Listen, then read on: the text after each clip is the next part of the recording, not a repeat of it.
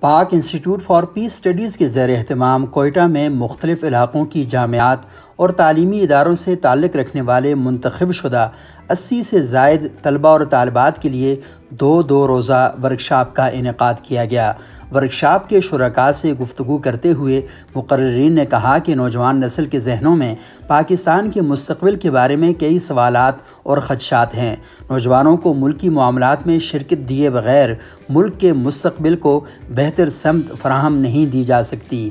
Workshop سے جمعیت علماء اسلام کے مرکزی رہنما حافظ حسین احمد، معروف ماہر تعلیم ڈاکٹر سید جعفر احمد، جماعت اسلامی بلوچستان کے امیر مولانا عبدالحق ہاشمی، شیعہ علماء کونسل بلوچستان کے صدر علامہ اکبر علی زاہدی، پپس کے project director Ahmed Ali, Safdar Hussain Sial, Pak Institute for Peace Studies کے ڈائریکٹر محمد عامر رانا، معروف شاعر Ali Baba Taj, Fatima Iqbal Khan, Faiza Mir, Pakistan Federal Union of Journalist کے صدر شہزادہ ذوالفقار، سینئر صحافی Wusatullah Khan, Dawn News Quetta کے بیورو چیف سلیم شاہد، معروف محقق اور مصنف یار محمد بادینی اور عمران مختار نے گفتگو کی۔ ورکشاپ میں طلباء کو پاکستان کے سماجی اور معاشرتی مسائل، مختلف اداروں اور پارلیمان کے کردار، ثقافتی تنوع، سوشل میڈیا کا کردار، جمہوریت، آزادی اور معلومات تک رسائی، پیغام پاکستان، انسانی حقوق کے عالمی منشور، سماجی اور مذہبی ہم آہنگی کے ساتھ ساتھ